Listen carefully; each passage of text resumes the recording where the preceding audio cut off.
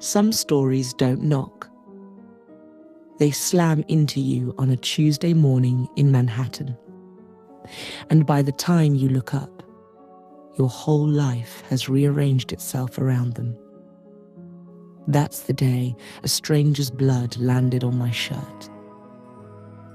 A man hit by a truck, right there on the sidewalk. I heard his skull crack before I even saw him go down. I couldn't move, couldn't look away. The guy standing next to me, tall, calm, way too put together for what we'd just watched. He handed me his shirt to wipe the blood off. Jeremy. He said his name was Jeremy. 3 days later, he offered me a job that should have felt like winning the lottery. Finish the best-selling series his wife couldn't finish anymore. Verity Crawford, laid up after some kind of accident, and they needed a ghostwriter. I was broke enough to say yes without asking the right questions. I keep thinking about that, about all the questions I didn't ask, because the money was good and the house was beautiful. The man was kind. None of that turned out to be the thing I should have been worried about. The Crawford house in Vermont looks like it costs more than a city block. Dark wood, tall windows, but the air inside is heavy. It's the quiet of a room holding its breath. Pictures cover the walls. Jeremy, Verity, and 2 little girls. The girls aren't here. Nobody mentions them. Grief fills a house the same way smoke does. You can't see it. It presses on your chest. Jeremy walks around carrying something invisible. I recognize that weight. I told myself I was just here to write. I told myself a lot of lies that first night. Verity's office was a disaster. Half-finished chapters shoved in drawers. Jeremy apologized for the mess, said she worked in layers, and left me alone, under a pile of outlines. Wedged beneath a loose floorboard, I found a notebook. Thick, black cover. No title.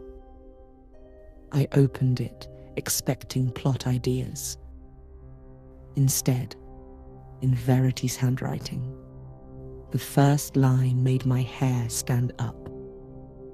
It said this: I sometimes wonder if I loved my children. No preamble, no context. I should have put it back. A smart person would have walked away.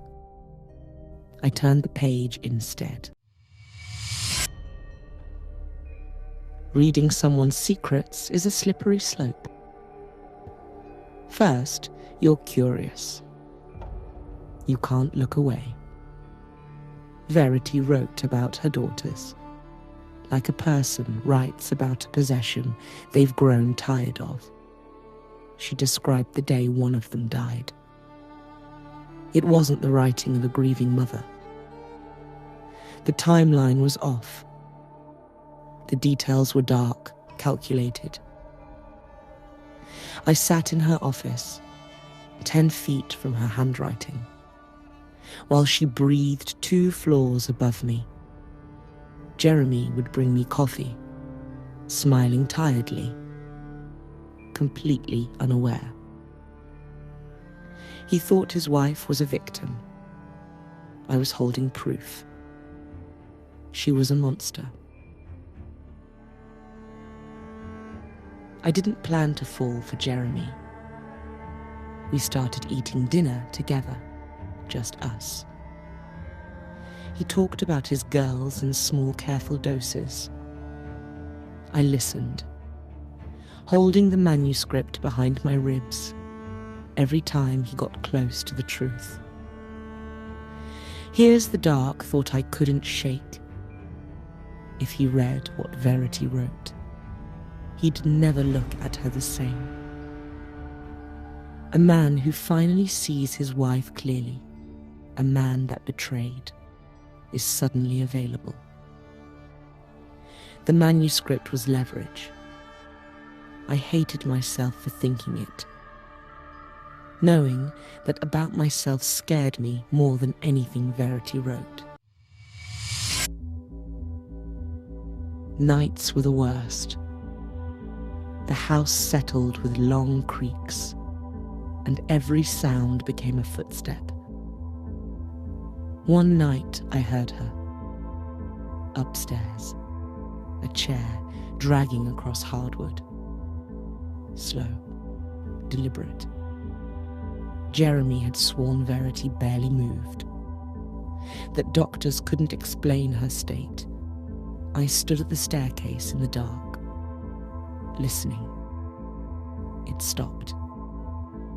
Then it started again, closer to the door. I realized I wasn't afraid of the dark. I was terrified of the woman upstairs, the one who might be catatonic, or might be something else entirely. I locked my door. I didn't sleep. In the morning, Jeremy smiled over coffee, like nothing had moved. I finished the manuscript. Every page, and somewhere in the middle of it, I stopped being sure who was telling the truth. Verity's words were horrifying, but she was a novelist. She wrote lies for a living. Was it a confession or a writing exercise? Jeremy doesn't know. Verity isn't talking. Some houses don't give up their secrets. They just hand them to someone new, whose truth is the lie. Read it, and then try to sleep.